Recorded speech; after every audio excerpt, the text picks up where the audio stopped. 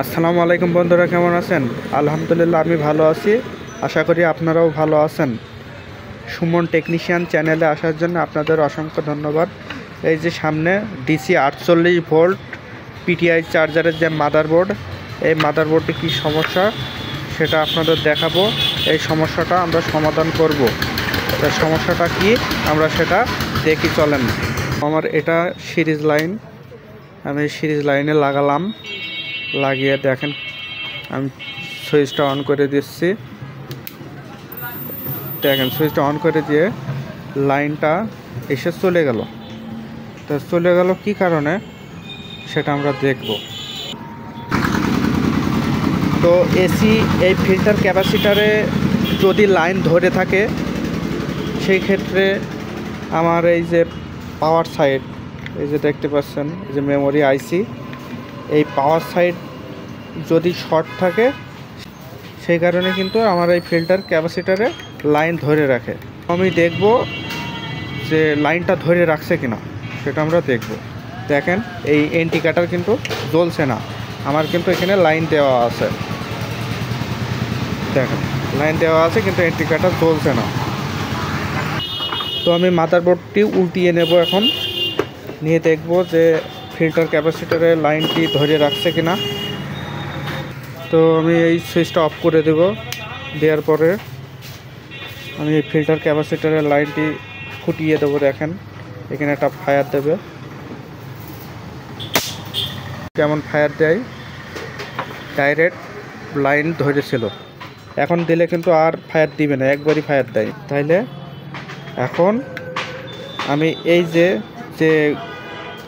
SMD যে রেজিস্ট্যান্সগুলো আছে, এই রেজিস্ট্যান্সগুলো আমি দেখব ঠিকঠাক আছে কিনা মিটার দিয়ে মেপে। তো বন্ধুরা আমি এখন রেজিস্ট্যান্স মাপছি। দেখেন রেজিস্ট্যান্সে কোনো সমস্যা নাই, যেহেতু রেজিস্ট্যান্স ছুটে যায়নি। রেজিস্ট্যান্স মাঝখানে যদি রস বেরিয়ে যায় বা মাঝখানে ফুটে যায় তাহলে কিন্তু রেজিস্ট্যান্স নষ্ট হয়ে যায় বেশিরভাগ। এর নাম্বার ঠিক আছে, তার জন্যে আমরা ভেবে নেব রেজিস্ট্যান্সের কোনো সমস্যা নেই। তারপরেও আমরা মিটারও আপনার দেখাবো। এই যে 150 রেজিস্ট্যান্সের মাপ দিচ্ছে, দেখেন ডাইরেক্ট শো করে। পাশে 102 নাম্বার রেজিস্ট্যান্স, এটা মাপ দিয়ে দেখেন 424 পয়েন্ট দেখায়, তার মানে রেজিস্ট্যান্স ভালো আছে। তাহলে আমরা এখন ভেবে নেব কি সমস্যা। এটা সমস্যা এই যে মেমোরি আইসি, এই মেমোরি। তো এই 4 ট্যাঙ্কের মেমোরি আইসির যদি সমস্যা থাকে সেই ক্ষেত্রেও কিন্তু পাওয়ার ধরে রাখে, সেটা আমরা খেয়াল রাখবো। এই ফিল্টার ক্যাপাসিটার কিন্তু পাওয়ার থেকে যায়। এখানে আমি লাইন দেওয়া অবস্থায় যদি আমি এখানে হাত দিই, খুলেও দিই কিছুক্ষণ কিন্তু লাইন থাকে। তাহলে আমরা এখানে যখন আমি হাত দেবো একটু সাবধানে হাত দেবো, না এটা শর্ট করবে। তো বন্ধুরা এবার আমি আউট সাইডের বিষয়ে আসি। এটা এই যে এখান থেকে এইটুকু প্রাইমারি সাইড, এইটুকু প্রাইমারি সাইড। এই মসফেট ভালো আছে, মসফেটের কোনো সমস্যা নেই। তবুও আপনাদের মসফেটটা মেপে দেখাই। দেখেন আমি লাল এই সাইডে ধরলাম, কালো মাঝখানে ধরলাম, কিন্তু আসছে। তাইলে আমার মসফেট ভালো আছে, সমস্যা নেই। এখন আমার এই যে আউটপুট দেখেন, এই আউটপুট মেমোরি আইসি লাগানো আছে। এই মেমোরি আইসিরও কিন্তু সমস্যা নেই, যেহেতু ইন্ডিকেটর আসছে এই জন্য মেমোরি আইসি ভালো আছে। 2 ঠ্যাঙের যে ট্রানজিস্টর, এটা আমরা মাপ দেবো যে এটার কি সমস্যা। এই যে আমার যে রেকটিফায়ারের যে মাপটা দিবে যে ট্রানজিস্টর, দেখেন 2 ঠ্যাঙের যে ট্রানজিস্টর, এটা এখন মাপ দিব। এটা কি অবস্থা, মাপটা কেমন হয় সেটাও দেখেন। আমি লাল এই সাইডে ধরলাম, কালো এই সাইডে ধরলাম। দেখেন ডাইরেক্ট মিটার কিন্তু 0 চলে আসছে, তাইলে শর্ট। এইবার আমি লাল সিগন্যালটা এই পাশে ধরলাম, কালো সিগন্যালটা এই পাশে ধরলাম। দেখেন ডাইরেক্ট শর্ট দেখায়। মিটার পানে দাও, এই দেখেন ডাইরেক্ট শর্ট দেখায়। তাইলে আমার এই মসফেট 2 ঠ্যাঙের যে মসফেটটি নষ্ট, এটা পরিবর্তন করে দেব। আমরা এখন এটি খুলে ফেলব।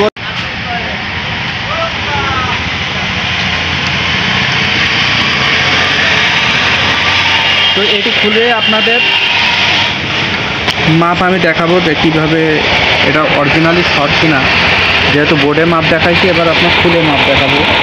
দেখেন এই পাশে একটা নিলাম, এই পাশে একটা নিলাম, ডাইরেক্ট শর্ট। এই পাশে একটা নিলাম, এই পাশে একটা নিলাম, দেখেন ডাইরেক্ট শর্ট। বন্ধুরা, এই যে 2 ঠ্যাঙের যে মসফেট দেখছেন, এই মসফেটটি ভালো মসফেট। এটা মাপ দিয়ে দেখাবো কেমন মাপটা আছে। দেখেন কালো এই সাইডে নিয়েছি, লাল এই সাইডে নিয়েছি। দেখেন 380 মাপ আসছে। এইবার আমি লাল এই সাইডে নিলাম, কালো এই সাইডে নিলাম, নেওয়ার পরে মাপ দেখেন একটু মাপ আসবে না, তাইলে এটা বোঝা গেল রেক্টি সিস্টেমের মাপটা নিতে হবে। এটা মাপ কিন্তু দেয় রেক্টি সিস্টেমের। তো আমরা এটা লাগিয়ে দিব। এখন লাগিয়ে দিব। দেখতে পাচ্ছেন আমরা কিভাবে লাগাই। যেভাবে লাগানোর ঠিক গ্রুপ মিলিয়ে পয়েন্টে ঠিক ওইভাবে লাগিয়ে দিব। এটা লাগানো প্রায় কমপ্লিট হয়ে যাচ্ছে। পয়েন্টটি আমি এখন ঢালাই করে দিই।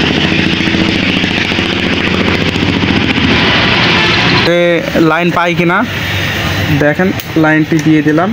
দেখেন আমার বোর্ড কমপ্লিট, দেখেছেন তো বন্ধুরা, আমার বোর্ডটি কমপ্লিট হয়ে গেছে আলহামদুলিল্লাহ। আমি যে মেমোরি আইসির ধারণা দিয়েছিলাম, সে মেমোরি আইসিটি ভালো আছে। তাইলে সমস্যা ছিল আমার এই যে 2 ঠ্যাঙে যে ট্যান্ডেস্টার, এই ট্যান্ডেস্টার নষ্ট হওয়ার কারণে আমার কিন্তু এই ভোল্টেজটি ড্রপ খাচ্ছিল। একবার লাইন এসে কিন্তু আর আসছিল না। তখন আমার এই ফিল্টার ক্যাপাসিটারে কিন্তু লাইন ধরেছিল, এই ফিল্টার ক্যাপাসিটারে, সেটাও আপনাদের দেখাইছি, ডাইরেক্ট লাইন ধরেছিল, ফুটে যাচ্ছিল। তো আমার এখন এই 2 ঠ্যাঙের ট্যান্ডেস্টার লাগানোর পরে কিন্তু আমি লাইনটি কমপ্লিট পেয়েছি। তো আমি এখন ভোল্টেজটি মেপে দেখাবো। এখানে মূলত 55-56 ভোল্ট আসবে এই কোয়াডে। 55-56 ভোল্ট যদি আসে তাহলে জানবো ওকে সাকসেস। তা না হইলে আমাদের কোয়াডের সমস্যাও থাকতে পারে। তা সে তো মাইনাস আমি এই সাইডে ধরলাম, প্লাসটা এই সাইডে ধরলাম মিটারের। তো দেখেন 00 ডিসি ভোল্ট আমি সিলেক্ট করেছি 00। তাহলে কেন ভোল্টটা আসছে না?